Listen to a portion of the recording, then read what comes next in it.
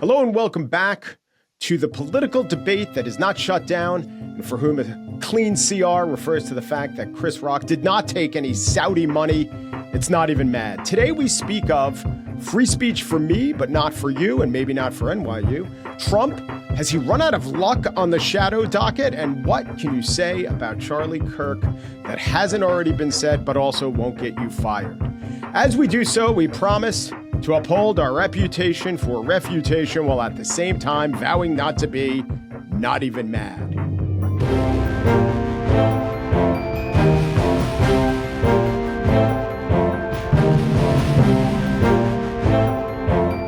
I say we. Who is the we? Who are we? Ben Wizner is the director of the ACLU Speech Privacy and Technology Project. He has worked at the intersection of civil liberties, national security, litigating a lot of cases. I think he's pals with Ed Snowden. Hello, Ben. Welcome to the show. How's your shutdown going? You know, like most shutdowns, we spent the day getting emails from government lawyers saying, sorry, we can't file the brief that's due in your case. Can you consent to giving us an indefinite extension? So that's the story of our lives. Yeah, and this is how And do you let them get away with that excuse? No, we put it on the judge. Let the court decide. And most judges consider their work essential and don't want to give more than a 14-day extension. And that other voice you heard was the Lord. No, it was Ilya Shapiro, a senior fellow and director of constitutional studies at the Manhattan Institute. Before that, the vice president of Cato. How are you doing, Manhattan Institute? They're not a government affiliate. How's your shutdown going, Ilya? You know, I wouldn't even know there was a shutdown if I didn't get, news alerts about these sorts of things. My question about shutdowns is, so all of these non-essential workers go home. Why do they come back? Once they've been stigmatized with the phrase? And typically when this gets all resolved, which inevitably does, they get the back pay. So we as taxpayers don't even benefit from the shutdown at all. It makes no sense to me. According to the government, all workers are not essential and all infrastructure is critical. Right. Yeah. And all rendition is extraordinary. So let's go to Suzanne Swerk. I'm going to pause now. Is that how you pronounce her name? All right, good. You're a lawyer. Here we go. I'm going to mention the case of Susan Swerk, I believe is how she pronounces her name. She was fired from her job as the director of health and advocacy at Ball State University in Indiana. She went on Facebook in a private group. She called Charlie Kirk's death a tragedy, and she said she can and does feel for his wife and children. She says she believes in the resurrection and prays for his soul. So far, so good. But she also critiqued Charlie Kirk, said, I can't be friends with you if you're grieving, and said that Charlie Kirk's death is a reflection of the violence, fear, and hatred he sowed, and it does not excuse his death, and it's a sad truth. Okay, I have no objection to that. But then again, I am not Ball State University who fired her. Guess who took up the case? It's the ACLU counselor. I didn't go to law school. You guys did. But it seems to me that this is defensible on a few grounds. What are those grounds you're going to argue? Let me start by not accepting the stolen valor here. This is the ACLU of Indiana. So I am not part of this lawsuit. It's my colleagues in Indiana. I mean, the first thing just to add. Who's your daddy? The first thing to add to this fact pattern is that Ball State is a public university. Right. If it were a private university, there would be no cause of action unless that state itself had enacted some kind of free speech protections for professors. California has laws like that. To my knowledge, Indiana doesn't. So this is a government employee. And the question is, to what extent do government employees lose their free speech rights when they take on government employment? And the answer is somewhat. But very satisfying answer, yes. Right. But in this case, he's a lawyer. You're going to have to pay his hourly rate to get a more satisfying My answer. hourly rate is zero, except when I'm billing the government when we win lawsuits.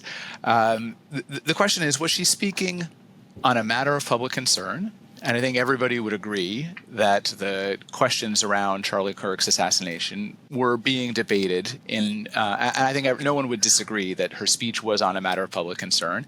And the question is, was it very likely to materially disrupt her workplace? And that's where there's some gray areas in these cases. In my view, she has a really strong case that her speech, while certainly offensive to some, is not the kind of speech that makes it difficult or impossible for those who administer Ball State University to do so, even though they might offend some members of their community. The Supreme Court has said over and over again, we don't protect people, particularly in university communities, from offense, that part of learning to be a full-fledged adult member of society is to be exposed to views that might be offensive. And more than that, we kind of don't want this free-floating test where whoever the chancellor of a particular public university is gets to decide what speech is too offensive. To me, this one isn't that close to the line. Certainly, there were comments that were made in the wake of the Charlie Kirk killing that were closer to the line, and also functions. I mean, I think if this had been a third grade teacher as opposed to a university professor, courts tend to view those free speech claims a little bit more skeptically. And not even a professor, an administrator. Right, an administrator, yeah. Anyway, I wonder if Ilya has a different view. To me, this one seems like a pretty easy case. I do too, and I also want to, Ilya, if I could expand it out to the ethos of free speech. Even if you think that this one, I don't know, I'll let you have your say. Even if you think this one is a slam dunk for the First Amendment and this administrator, what do you think in general of the spate of firings of people who weren't so protected by the law? But you take it away. Well, look, we've been debating cancel culture for some years now. And there are very few people who say that someone should never have negative employment consequences for anything they do outside of the workplace. There can be consequences if you take whatever your worst thing is. You join the Nazi Party, you start marching with the KKK, you join the Young Communists. I don't know, whatever your worst thing might be.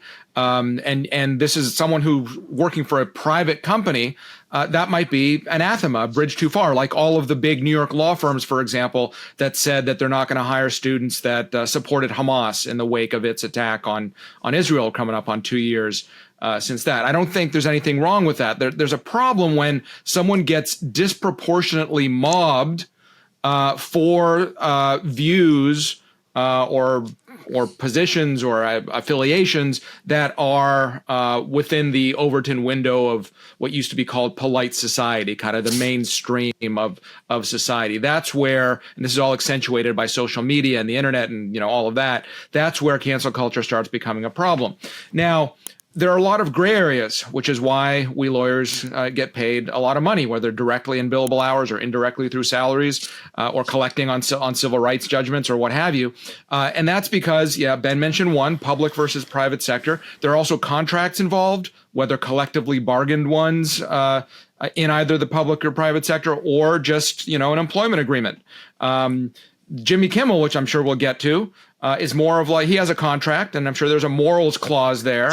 Most people in the private sector work effectively at will, meaning you can be fired for any reason or no reason at all, except for certain civil rights protections. You can't be fired for being a particular race, that sort of thing.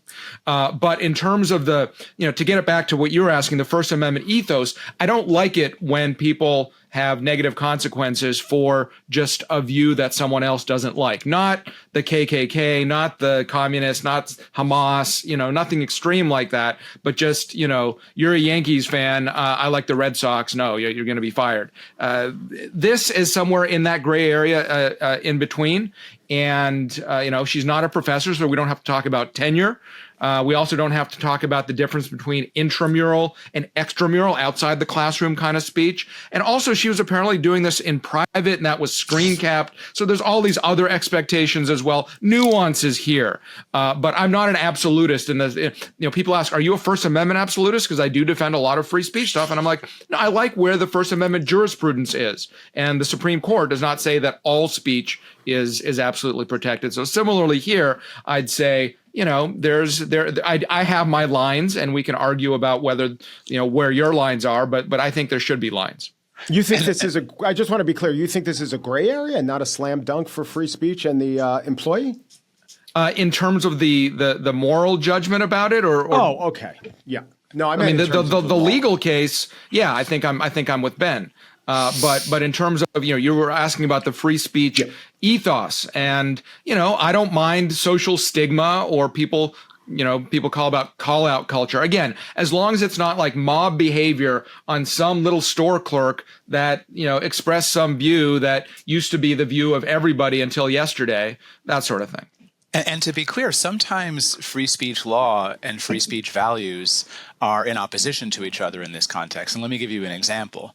When in January of 2021, the major social media companies deplatformed Trump, they had a First Amendment right to do that. They have their own First Amendment freedom of association to decide what kind of platform they wanted to have. Nonetheless, the ACLU called them out and said we thought they were wrong to do that the president's speech was newsworthy in and of itself, that we didn't feel more comfortable having a company answerable to the bottom line making these kinds of decisions at politically convenient times, and that they should err, even with offensive political speech, on the side of leaving it on the platform because they had set themselves up as a free speech community. We were criticized in the civil rights community for taking that position, but I think Ilya put it very well. The part of the harm of cancellation is the sort of gleeful mob activity. And so going into Facebook groups and screenshotting, there's been so much screenshotting going on in the last few weeks of people combing the internet, making private statements public for the purpose of rooting these people out of their jobs, some of them government jobs where they might be able to litigate, most of them private jobs where they're unlikely to have a cause of action. That's not to say that the speech is beyond criticism. It's just to say that some of us have been consistent in arguing against that kind of group activity. And I should add that I have a certain lived experience with this sort of things. A lot of your listeners might be aware of a few years ago, my Georgetown imbroglio, the troubles, as some of my friends call it. I had a controversial tweet criticizing President Biden's selection criteria for the Supreme Court and was suspended and investigated and all of these things. Pretty standard and to be clear, critique. I'll fill the audience in. The controversy was instead of discussing or referring to Ketanji Brown Jackson as less qualified than your preferred candidate for the Supreme Court, you used, maybe because of the character limit, you used the word lesser candidate. You wish you had that back, but continue. Tell us what happened. No, it wasn't specifically about her. This was before she was nominated. It was right when Breyer retired. And so I was talking about, he was restricting his pool by race and sex.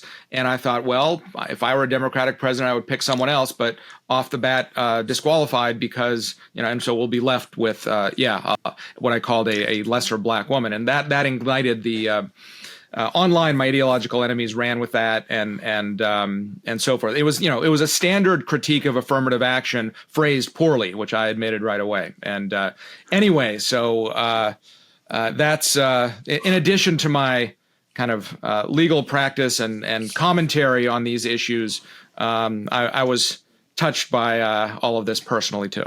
And I should just say that the ACLU, through our then legal director, David Cole, supported Ilia in that situation, while criticizing the speech, said that a university like Georgetown that has prided itself on its free speech principles should not even be investigating somebody for speech that the community considered offensive. And then we praised Georgetown when at the conclusion of their investigation, they decided not to take punitive action against him.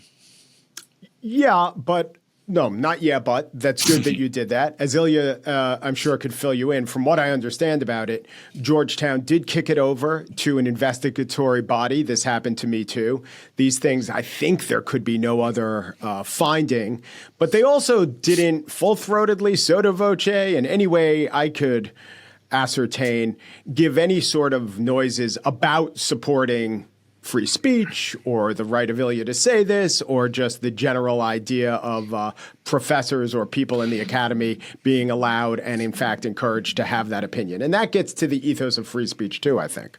It was a technicality, a jurisdictional loophole, if you will, because I tweeted a few days before I formally joined the faculty, and so the policies under which they were investigating me didn't apply. It took 4 months and however many hundreds of thousands of dollars they paid Wilmer Hale to advise them on this for a junior associate to look at the calendar and find out that I wasn't covered. It was, definitely a weaselly decision. So I do want to ask, looking back, do you think that period compares to this period in that period it wasn't government interceding? That is an important distinction. But there was perhaps more of it going on for lesser examples of speech that might offend even the average person. And now we're hearing a lot of, well, a couple things. One, now that the shoe is on the other foot, people of a different ideology don't like it. But what I really want to know is each of your assessment, and Ilya, we can start with you. Are we in the same time, the same kind of atmosphere? The pendulum has just swung and different people's ox are being gored? Or do you think that it's a different kind of free speech, chill, and environment that we're experiencing now? Well, the culture has shifted. There's been a vibe shift of various kinds that people talk about, not just in terms of last November's election, but the culture has moved. We're not all in this pandemic or immediate post-pandemic frenzy about lots of things. And remember, the government then, we're talking the early 2020s, was colluding with tech companies to censor in all sorts of ways. About different sorts of politically incorrect issues and what have you. So that was a big problem. Now, the demands for firing people who are saying, what is offending people, that is a little bit on the other foot, but it's there's a mix, again, the public and the private, and, you get a celebrity in there. That's kind of like, right around the time where I was being investigated, Whoopi Goldberg was suspended, if you want to draw a parallel. Now, I tweeted out that Whoopi and I should go on Joe Rogan to hash all this stuff out, but alas, that didn't happen. But I think there's a more openness. Elon Musk's purchase of Twitter and renaming it X for some reason, I think that transformed the discourse a lot. So it's a little bit different. And I think the culture is more open, but perhaps we're just as much or even more polarized and kind of in separate echo chambers. But Ben, the fear is coming now from the government, and that seems very, very different than when it was coming from the private sector or just people who were engaged in social cancellations. I would say so. Look, there are obviously similarities, and it's easy to point to people who have flip sides based on who's doing the canceling and who's being canceled. I've said to you before, most people think two things about free speech, and they're wrong about both. They think they know what it is, and they think they support it. They don't know what it is, and the only way that you can show that you support it is when you stand up for the speech of someone who opposes you or offends you. Until then, I do not take your word for it that you are a free speech supporter. You need to prove it to me. But yes, I do think that what we've seen since January doesn't have precedent in recent American history, where you really have the full force of the government coming down on speech that opposes the administration, whether it's in the form of arresting non-citizens and trying to deport them for nonviolent political speech that is in no way criminal, whether it's cutting funds to universities that are out of line, whether it's putting pressure on media companies, which we can talk about, or even the president bringing individual suits against media companies and using the government's leverage to force settlements, whether it's executive orders aimed at law firms because they have the temerity to employ people who are the president's critics and trying to bring their work in line. These aren't things that I have worked on in my career. I've been at the ACLU for 24 years, and they actually more resemble things from earlier eras, and I would argue are, categorically distinct from the unhealthy speech culture that we were talking about, in 2020. Do you give any credence to the idea that this was all breathed into the world, or this was the consequence of the excesses of one side, the pendulum idea? This is self-serving, but I have heard many conservatives argue, actually, I wouldn't even necessarily call them true conservatives, but I heard many people aligned with Trump saying, this is what you get. This is but a natural reaction. This is more sociologist than lawyer, but what do you think of that, Ben? I'm not even sure kind of what to do with that, but let's say it's true. Let's say that the ideological commissars in the current administration, who are the ones who are doing the heavy work, aimed at law firms and aimed at universities and so, were themselves burned by progressive orthodoxies that were enforced on them in particular ways. Okay, it's got to stop somewhere. I think the courts are going to be the ones that stop it here. Trump has a very bad record so far in First Amendment challenges against his policies. His record is stronger in some other areas. Of course, the problem with these kinds of policies, and let's talk about the law firms, for example, because I don't think you'll be able to find a guest who will come on and say that the executive orders targeting specific law firms are constitutional. But it doesn't matter, right? All four of the law firms that challenged those executive orders won them before ideologically diverse judges. But the rest of the law firms, who are the real targets of this, have been afraid to stick their heads up, and don't want to put just their names. Just like the networks that paid him off, that could have won their cases, but they chose not to for different reasons. This is the thing, which is they're making the decision that it is more prudent to keep their heads down, to wait for this to pass, not to be the ones who are in the spotlight or hauled before Congress, or who are the target of a presidential tweet or truth or whatever those are called. And so, even though many of these policies, I think, have been deemed comprehensively, manifestly illegal, they're still having an effect on our society, a profound one. Ilya, what do you think the best way is then to frame a principled objection to what's going on? Do you think it's to emphasize, coming from it as you do, and someone who worked with fire and someone who I think has not been hypocritical on this issue, is it important to emphasize that, see this, the left, this is what you get? Or is it more important to stand by your principles and say, no, this cannot stand, irrespective of what went on in the past, with an Ilya Shapiro type? I'm glad you mentioned FIRE, because I think it's one of my favorite organizations. I think it does what the ACLU used to do with respect. I think there's been some drift there in terms of which civil liberties and how to interpret and whom to protect. We could talk about whether it was FIRE or the ACLU who was representing the NRA in the Supreme Court a year and a half ago. So I can come up with plenty of current to your use. Plenty of exceptions that prove the rule. But that was so egregious that was a 9-0 Supreme Court opinion. But anyway. It was 3-0 against the NRA in the Second Circuit before we came on. Okay. So let's first of all, Mike, let's disaggregate what Ben was saying. Let me just pause and say, so Ben, you're saying the ACLU 100% flipped the law from 3-0 to 9-0 in your favor? I'm saying it was important. It was an important signal of the importance of the issue for the national legal director of the ACLU to stand up before the Supreme Court representing the NRA. And it wouldn't surprise me if it had an impact on the outcome. Yeah. By the way, was this the NRA case about jawboning in New York? We're going to get to that. I love this case. But go ahead. I interrupted you, Ilya. Sure. We need to disaggregate what Ben was saying, because I think that this broad charge that, we have a growing fascism and there's all this kind of censorship from the government is overyoked. There are very different issues in different areas of the law and different approaches to different kinds of institutions. I'm not going to defend the approach to the law firms, which seems pure retribution for the types of clients they have and that sort of thing. But putting that to the side, universities themselves have been so illiberal. That was the focus of my last book, Lawless, which you can see over my shoulder if you're watching this podcast, that are violating students' civil rights, that are allowing this and fomenting mobs to implement cancel culture, to denigrate free speech values and academic freedom. And for too long, there's been no oversight, even though without any new legislation, there are already strings tied to federal funds that could have been pulled to get the sort of demands and remedies that this administration, not always with the optimal tactics like sending demand letters and things like this, rather than concluding an investigation before you start doing the things, is getting. The anti-Semitism is an outcrop of all of this. I mean, lots of different problems with educational institutions that needed reform and that needed government oversight.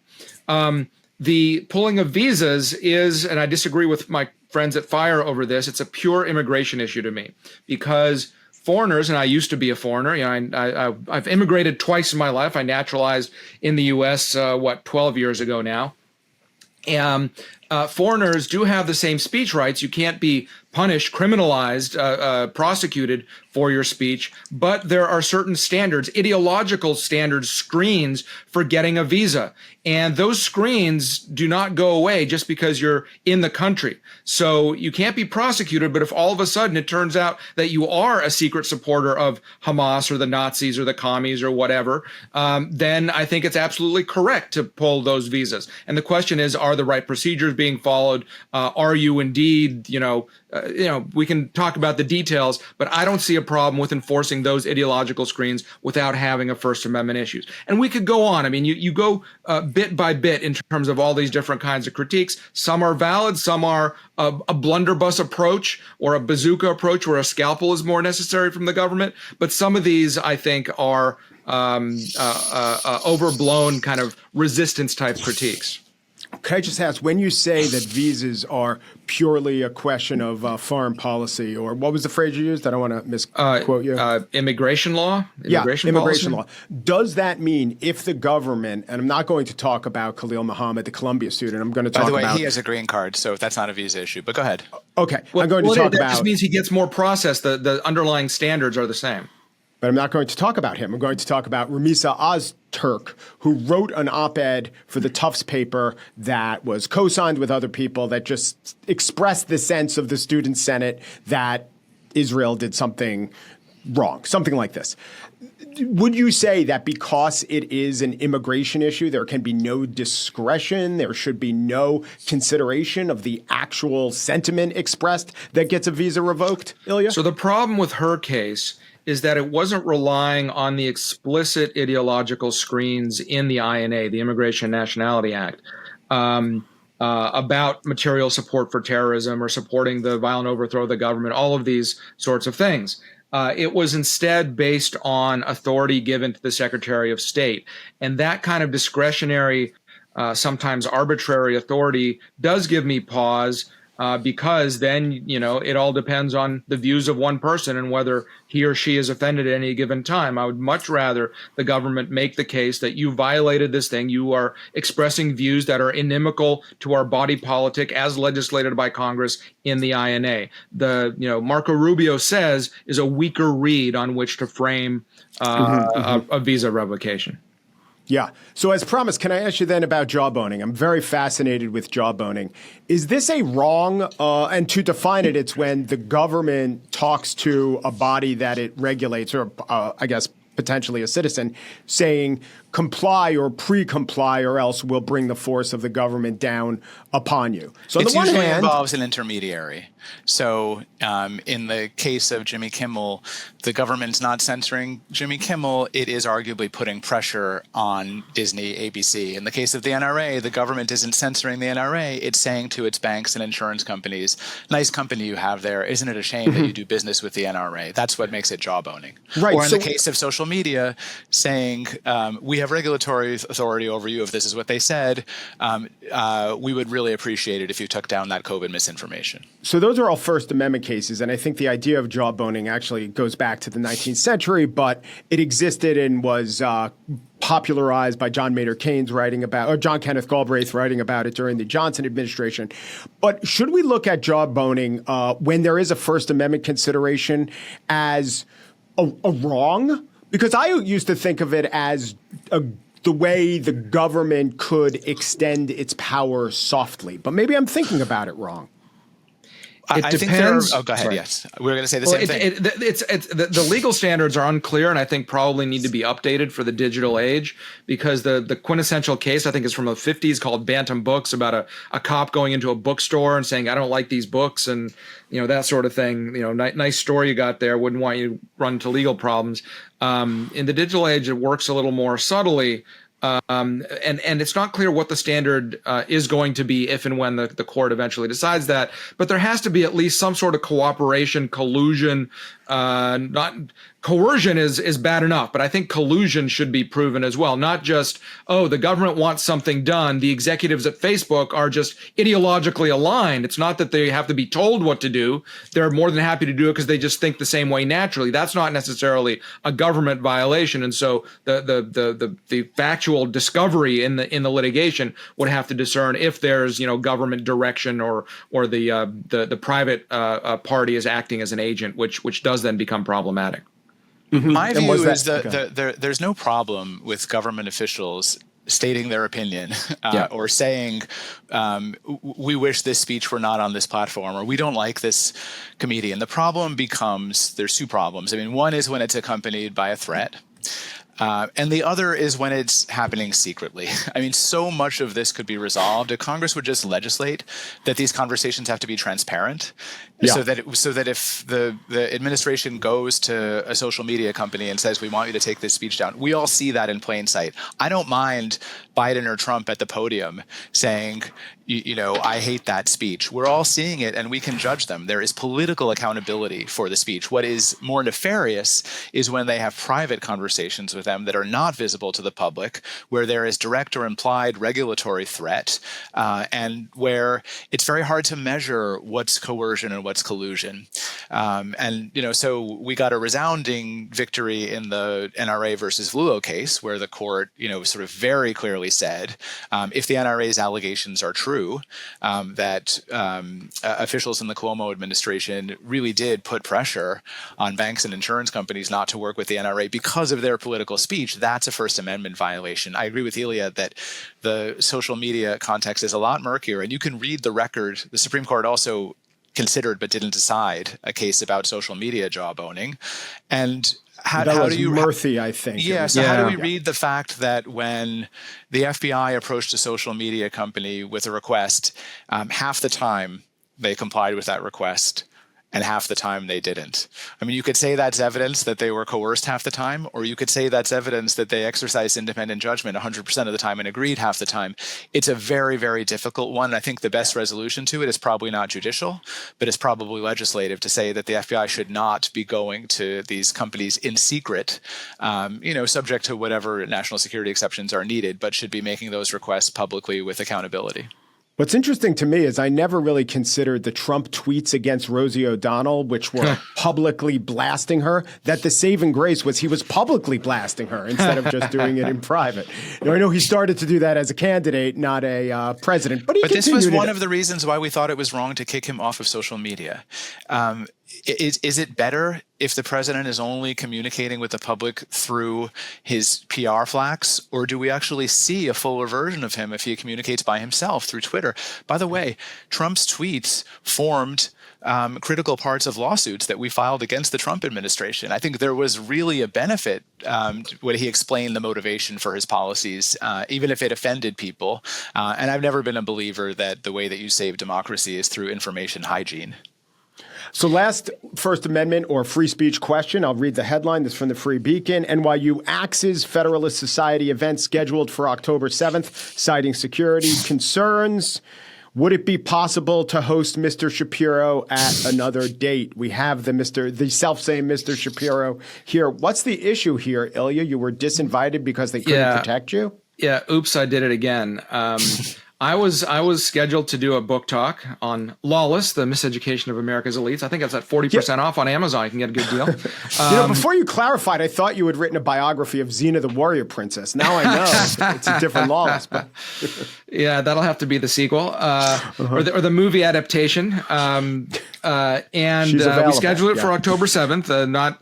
Not symbolically, that just happened to be the date that our schedules worked. I do happen to be Jewish. I do happen to be a Zionist.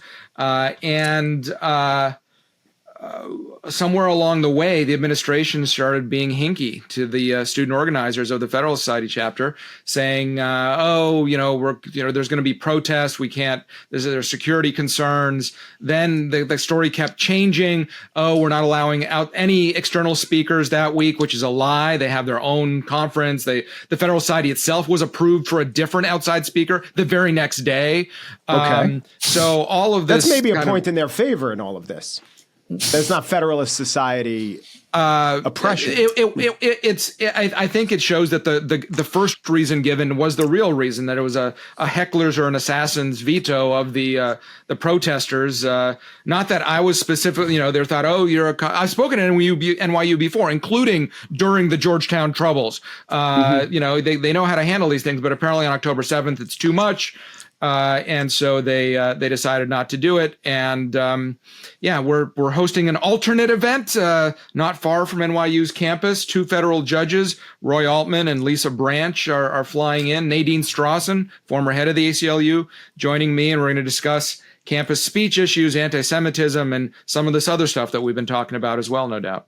So Ben, NYU, private yes. university, so largest private university in America, and my alma mater, this law school. Look, Ilya's critique is not a legal critique. It's a critique of whether they're adhering to their stated free speech principles. And he's right. This is a classic Heckler's veto. This excuse could be used to cancel any event. If you say there's going to be protesters, we can't control the protesters. It's not because of the content of your speech. It's just because of the disruption and we can't handle it. Then what do I do if I'm a protester? I make sure that anytime someone who is invited, whose views that I oppose, I announce that I'm going to have a disruptive protest, then we don't have those events on campus. So this is a really dangerous, slippery slope when schools do this. Now, we also have to understand the context. As I said before, every one of these schools is trying to keep their heads down.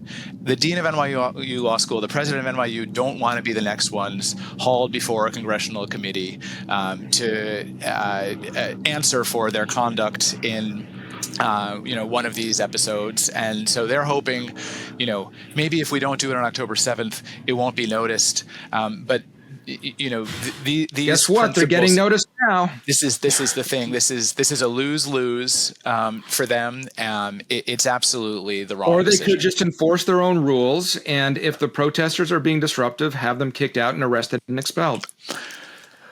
But have you been to NYU the rules recently? Are clear. They've shut down so many of their public spaces for this reason, this legitimate reason. They just don't want to deal with the protests and the hassle and maybe putting themselves in the crosshairs of the Trump administration, or maybe just putting themselves in the crosshairs of protesters who will use whatever footage of them getting dragged off by cops. They've literally shut down many, many squares. And so now there is less protest.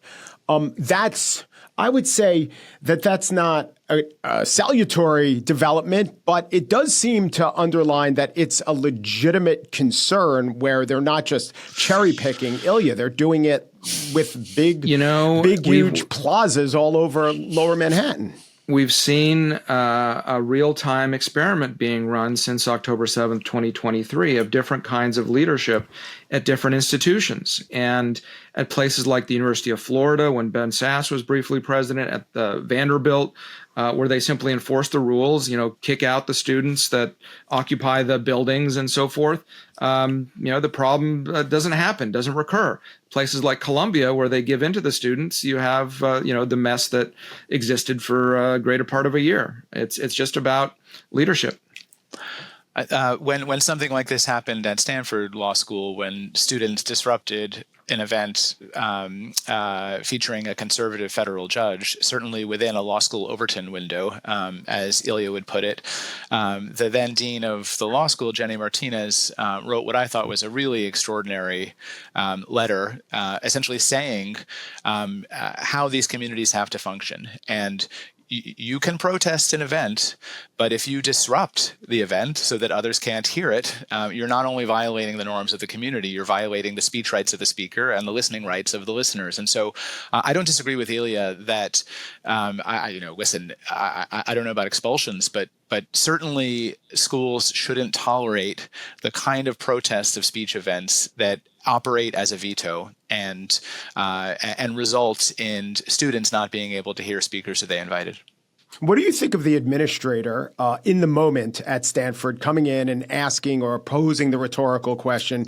Yes, this person could speak, but we have to ask: is the juice worth the squeeze? Yes, she was fired. She had strikes, right? That was, I wrote about that episode in my book, of course, Lawless, 40% off on Amazon. Stop it.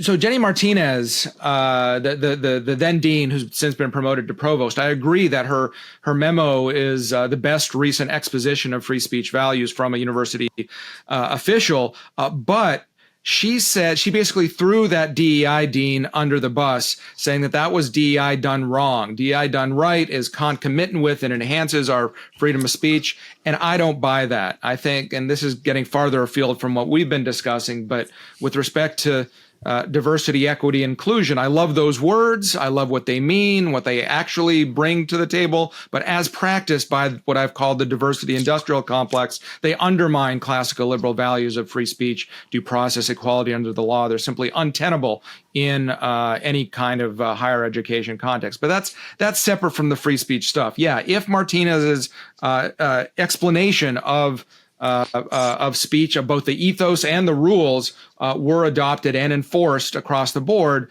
we'd be a lot better off. All right, let's take a break for a couple minutes. Let's look perhaps ahead at the Supreme Court's docket, but also let's look back at what's called the emergency or shadow docket. I'm here with Ben Wizner and Ilya Shapiro. We'll be back in a minute. We're back with Not Even Mad, joined by the ACLU's Ben Wizner and Ilya Shapiro, who has mentioned he's written a book called Lawless. He has many other credentials as well. I have been noticing, and others have been noticing, that lower courts gave a variety of rulings, I think, based on their interpretation of the law, federal courts, about many different initiatives of the Trump administration. Early on, the administration didn't have such a great winning record, but the cases that have gotten to the Supreme Court, and you guys, because you are excellent legal experts, can explain this procedure. Of those cases, Donald Trump is on a massive winning streak. Now, some legal analysts will say that's all you need to know. The Supreme Court's in his pocket. I don't think that's the right analysis. I look at the majority of these cases. I think this is right. They're personnel matters. They fit in with the Supreme Court's unitary-executive theory. But I do wonder, I don't want to be too sanguine, and I do wonder about this massive winning streak, and not so much if I should worry, but is there good reason to say that the Supreme Court isn't playing it straight with this shadow docket where you don't have to explain all your reasoning? Ben, I'll have you lead us off. What's your analysis? First thing I want to say is that you're right. They don't have an unbroken winning streak, the Trump administration. The ACLU has had cases in the so-called shadow emergency docket where we prevailed in the Supreme Court, 9-0 and 7-2. For example, the Trump administration's invocation of the 1798 Alien Enemies Act to justify the removal without process of alleged Venezuelan gang members, the Supreme Court has hit pause on that a couple of times to give lower courts in itself the opportunity to decide whether that statute was properly invoked and what process people are entitled to prove that they're not members of that gang, even if the statute was properly invoked. So I think you're right. There's a species of case where the court is giving the Trump administration carte blanche having to do with federal employment, some of these funding decisions. I don't agree with those decisions. I think the best critique of the Supreme Court's conduct in these cases is that they provide so little explanation for their lifting or granting of injunctions that lower courts in those cases and others aren't even given enough guidance for how they're supposed to deal with similar issues that are coming up. And we're seeing this, sort of again and again, where the government is saying, look, this was resolved by the Supreme Court, and judges saying, I don't know what the Supreme Court decided or why, because they haven't told us, they didn't hear this on a full record. My personal view is whether the court hears these cases with full briefing and full argument or not, they're probably going to reach similar outcomes to the ones that they reach on the shadow docket. I think the justices know these issues. They know who they are and they know where they stand. So I would say, again, the real problem is, they are jumping into very, very complex issues involving separation of powers and issuing orders, rulings without explanation or guidance.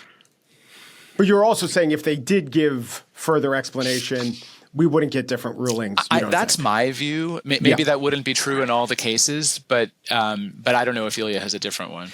See, we're in a period of flux where we have an increase of cases on this. There's even a debate, a period of flux about what we call this other docket. Shadow is pejorative. They're not doing things in the shadows, but is it shadow in terms of parallel, like the opposition parliamentarians are the shadow cabinet? Emergency, except these things aren't always decided on an emergency basis, like what it used to be with like death penalty appeals, which had to be like getting executed at midnight or something. So people are talking about interim relief, which is correct, but doesn't really roll off the tongue for commentary. So whatever this thing is, and what they seem to be doing more and more of is for the significant cases that aren't slam dunks is simply scheduling briefing and argument for them. Just today, they did that with the purported removal of Lisa Cook, a member of the Federal Reserve. And that's probably the right thing to do. It's hard to say, well, this is just interim relief applications for stay, but you need full-blown, decisions without any briefing or argument. Although it's not satisfying to have no explanation whatsoever. Maybe a middle ground was like that one case, I think it was Wilcox, about the removal of certain other agency heads, where they had like 3 paragraphs of kind of a sketch of where they might be going. And they sort of telegraphed what I think they're doing on the merits this term, where they're taking up this case called Humphrey's Executor about whether the president can remove these heads of so-called independent agencies without any cause, without malfeasance, which is what's being alleged against Lisa Cook, by the way, a different case. So they're sort of moving from, they realize, I think the justices recognize this issue. They're not oblivious. I think the happy medium would be, get the decision out, just get a few paragraphs, because that's all you need at this interim stage. And if it really is briefed enough and there's enough of a record and you want to decide it now, then set it for full briefing and argument. Yeah, and I've also heard, first of all, you should know about me that I will inject Humphrey's Executor into any conversation, even where it doesn't belong. So thank you for opening. Like, I'll talk about the Yankees bullpen woes, and Humphrey's Executor is going to come up. But I have talked to some legal experts who say the problem here is that ruling is just improper. And if it doesn't come to the Supreme Court for a full hearing and case, you just have the continuance of this improper ruling. And I think the specific expert I was talking to said same thing with unitary-executive theory. This is, if you have an improper ruling, a shadow docket. Let's just be clear, because we've used that term a couple of times. Unitary-executive theory often gets, certainly under Bush and again now under Trump, gets misinterpreted as saying the president is really powerful and is a king, essentially. But unitary executive theory, kind of the nerdy theory as such, isn't about the scope of presidential power, but its relationship to the branch itself vis-a-vis Congress. So if something is within the executive branch, the president is the elected and sole head of that branch and gets to do what he wants. That's the stylized version of it. Right. And I appreciate the correction, but this has come up. But my question is there something, I understand that they can't rule on everything, and I also take into account what you just said, Ben, that we're probably these interim rulings will become these permanent rulings. But what of the idea that they could expand, reify the law without an improperly decided law, without at least the full explanation, the full hearing, going through, I wouldn't even say going through the motions, going through the proper procedure of why we have the Supreme Court rule on things? Should we be worried about that? I mean, I guess that, look, the critique is the court is not a general court of appeals. It chooses to hear 65, 70 cases a year. There are some countries' Supreme Courts that hear 3,000 or 4,000 appeals a year, or you can even file something directly in the Supreme Court. If you look at a system like Israel, we're very, very different than that. And the question is, should this Supreme Court be extending its tentacles down to sort of manage much more tightly the decisions of lower courts? So one element of that is that you saw in a case earlier this year, the court said, we're going to limit the ability of any individual judge to issue a universal injunction over the whole country.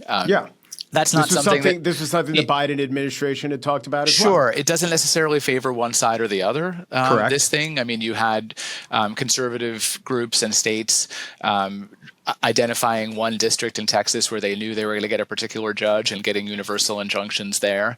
So that's one aspect. And really, this is of a piece. It's really the Supreme Court, and Justice Kavanaugh explained this in one of the cases, wanting to be the one that makes big decisions, even if it can't hear, all of these cases. And I think, you see a lot of discomfort, and I think Justice Kagan has articulated this well in some of her dissents on the docket, that these are extremely consequential questions.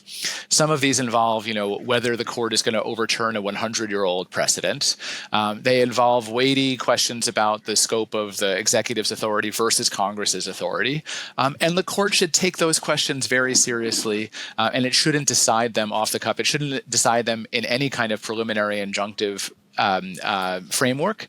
It should wait and accord the question proper dignity, hear from all the parties, hear from all the amici who have something to say, read all the scholar amicus briefs, and then explain its decision to the public, because ultimately the court's democratic accountability turns on whether the public accepts them as the arbiter, the last word. There's no rule that the Supreme Court gets the last word. This is just our tradition that the Supreme Court gets the last word. And if the court wants that authority, it needs to earn it through using that authority judiciously and explaining its actions more fulsomely. That is, I think, a persuasive critique. I'm just saying I don't share the view of some that if only they heard all the arguments, they would probably decide these questions differently. Yeah, right. That's a good point. And we should also note that in that case, it was Kava, I think, which is also the brand of bag that Tom Holman was bribed with. Allegedly. Casa. Yeah. Oh, it was Casa? Okay, sorry. So it was Casa. I guess what actually happened with birthright citizenship is that they found another way to pursue that case. Of course, we filed a class action. Yeah. We filed a class action lawsuit the same day that decision came down. There's plenty of other ways. I, as a layman who want to know I guess this cuts through it, and maybe I'll speak for the laymen out there and the laywomen. I want to know what to be very concerned about and what to be lesser concerned about. And I can understand eventual rulings that could or might happen and how that might affect my life. I guess I don't exactly know how to process the perniciousness of the shadow emergency relief docket. I don't really understand if that alone and a winning streak and the idea that the Supreme Court will not be the bulwark against Trump that we thought, I don't know how worried or how much credence to give it. And Ben, part of your explanation is don't give it credence based on the difference between a shadow docket and a regular docket. But what about the whole bigger question I'm putting out there? They're going to affirm Trump's policies in some cases, and they're going to reject them in others. They're not going to let the president rewrite the 14th Amendment by executive order. The administration is going to lose the birthright citizenship case. They may get no votes. They might get one or two. I think the question of whether the president can invoke the Alien Enemies Act over a gang that most of us had never heard of until he mentioned them in the executive order is a pretty close question for the Supreme Court. A conservative Fifth Circuit panel ruled against the president on that question.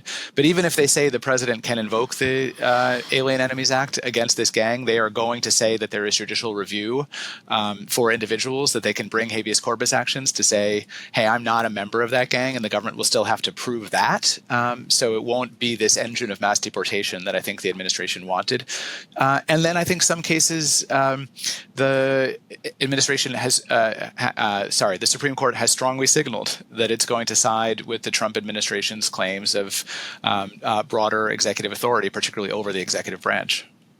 Yeah, I agree with all of that. And the upshot is it's not pernicious and you shouldn't be worried. That is, you might disagree. I mean, you might be worried in the sense that you disagree with the, where the law leads or the constitutional interpretation of the majority or any particular justice, but it doesn't have to deal with the legitimacy of the court as such. And the layman is not concerned about shadow versus merits or whatever, but the court is, and they know that if they're making some quick decision without even a paragraph of reasoning, that has no precedential value. That's just to decide the application for stay, yay or nay, and that's it. Maybe they'll end up taking up that decision, that issue, as they are with Humphrey's executor. Maybe they won't. And on birthright citizenship, I think I agree with Ben's bottom line, except there's going to be this middle course where, Kavanaugh and Roberts are going to get together and say, we don't need to decide what the 14th Amendment really says, but the president can't change our established practice unilaterally. It needs to be a new act of Congress. Ben, would you like the last word or shall I take it? All yours. Okay. I learned that the plural of amicus is amici, so I want to thank you. And I use amici. I use the late rather than the classical Latin. Well, I was wondering if former Baltimore Colt running back Alan the Horse Amici and Cocoon actor Don Amici were in the same room. Would they be amici? Would they be amicis? It's an open question. As is this. What are your gentlemen's goat grinders? Goat grinders are the things that grind our gears or get our goats, just little annoyances, or it could be big. Ben, would you like to lead us off with that thing that's been grinding your gears and getting your goat lately? I think that the over-reliance on the three-point shot in the NBA since the analytics people took over all the front offices. And I think everyone understands that the three-point shot has to be abolished in order to return. Well, I mean, as my friend Daryl Morey, who's the general manager of the Philadelphia 76ers, says, do a thought experiment. What if it were worth 10 points? Would we agree that that's out of balance? 3 is also too much. Just the advantage that you get from 3 over 2 has really messed up the game. I really miss those Celtics-Lakers series of the 80s. All right. A man who wants to take food out of the children of Steph Curry's mouths. I'm not friends with Daryl Morey, but we once conversed about a shared love of musical theater. Ilya, what do you have for us as your goat grinder? I wonder whether Ben similarly... That was out of left field. I like that. I wonder whether Ben similarly dislikes the over-reliance on the stat heads with their... in baseball with the launch angle and spin rate of pitches and all of that sort of thing. Tedious. I haven't gotten it that far. But what I'm going to say is slightly more serious. What grinds my goat is Lyme disease that I've been battling the last 6 weeks. I don't recommend it. It ticks me off. I actually, because I have to continue being exceptional, I got a complication, heart inflammation, carditis they call it, that affects only 1% of Lymies. And that was a whole other bottle of wax. So anyway, watch out, keep your pant legs in your socks, or I don't know what you're supposed to do to avoid this thing. Apparently it's a record year. I live in Virginia. It's a record year for Lyme in Virginia, and it keeps spreading. And my doctor, I was just talking to him this morning, he calls it the great masquerader.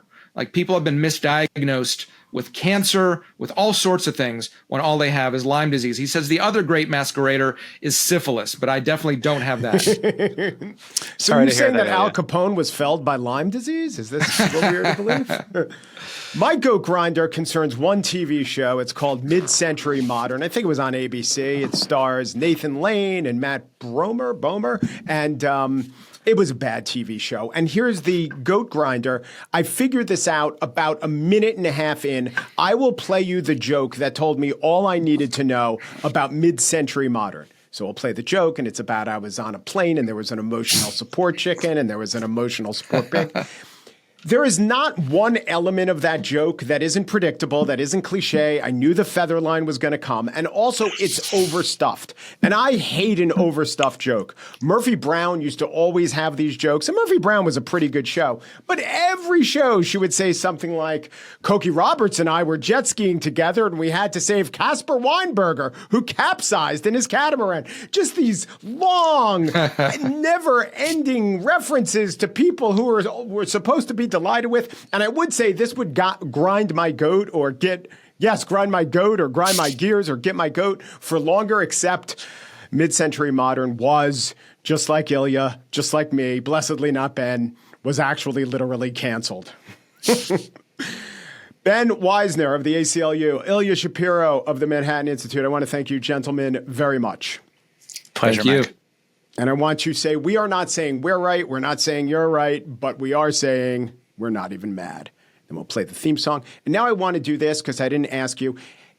Is there each a case that you're looking forward to or very interested in the upcoming docket? Ben, Ilya, Ben, you'd like to go first, maybe? Ilya, why don't you go first? Okay. I've been looking at the campaign finance case on the docket, National Republican Senatorial Committee versus Federal Election Commission. Around the time of Citizens United, I got really into this stuff, and I was testifying before the Senate, and I got called a fascist for wanting to liberalize speech and all of this stuff. This takes me back to that. And this particular rule here, talk about goat grinding, it limits severely coordination between parties and candidates. What kind of corruption is there? We're not even talking about like independent, super PACs. This is a party. It's a weird theory. It's going to get overturned, and I'm actually looking forward to that nerdy kind of debate about regulations under the Federal Election Campaign Act. And I can say there that the ACLU and Ilia are aligned. We were critical of that rule at the time and said that it was an improper intrusion into political parties' rights of association. It doesn't achieve anything. I guess I'm concerned about the court's voting rights docket. The court continues to take up cases under the Voting Rights Act. The problem is the court gave a green light some years ago to states to draw districts in whatever partisan way they want, and sort of started this race to the bottom. The only thing the court doesn't seem to like is when states implement the part of the Voting Rights Act that tries to safeguard minority representation and create districts that give voice to that. And now the court is going to hear a case about an alleged conflict between the Equal Protection Clause and Section 2 of the Voting Rights Act. I have my eye on that one out of Louisiana. Out of curiosity, have you looked at the actual effect of these cases on black turnout? Have I no? Yeah, it's interesting because the Brennan Center and others say it's a fairly large effect if you look at the black-white voting gap, but there's, I'm going to say, better research that shows it's at best a 1% effect. And you could say, all right, that doesn't mean the case was properly decided. And you can all say, and I think this is right, that there is, I'm very interested to hear what you think about this, that there's always counter mobilization. And so a poor ruling can be made and an injustice can happen, but then the voters will react. Doesn't make the ruling correct as maybe you and I would see it, Ben, but no, but I mean, the turnout isn't the only issue. I mean, so if you look at what Missouri is doing with their redistricting, is they're taking Emanuel Cleaver's district in Kansas City, right, and carving up Kansas City into 3 rural districts. They're taking a cleaver to it. Yeah. Yeah. Or a scalpel. I mean, these things are pretty good on a block-by-block basis. Yeah. No, but the thing is, there's the issue with the particular Louisiana case, not gerrymandering in general, is there's sort of this Goldilocks standard of using race. You have to consider race to allow racial minorities to elect the candidate of their choice, as the language goes. But you can't use race too much because then you're violating equal protection.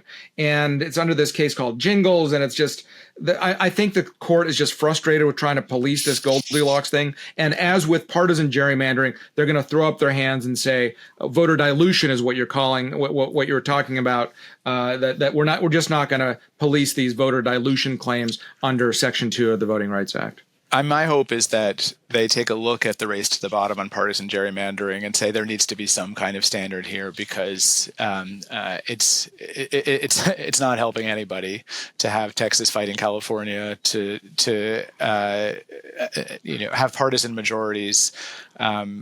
Using that scalpel to try to make sure that one party has no representation in a state like California or Texas. Great. Thank you both. Thank you for the extra discussion, the whole discussion. Great talking to you again. Great meeting you. Great talking to you, Ben. Thank you so much. Take care.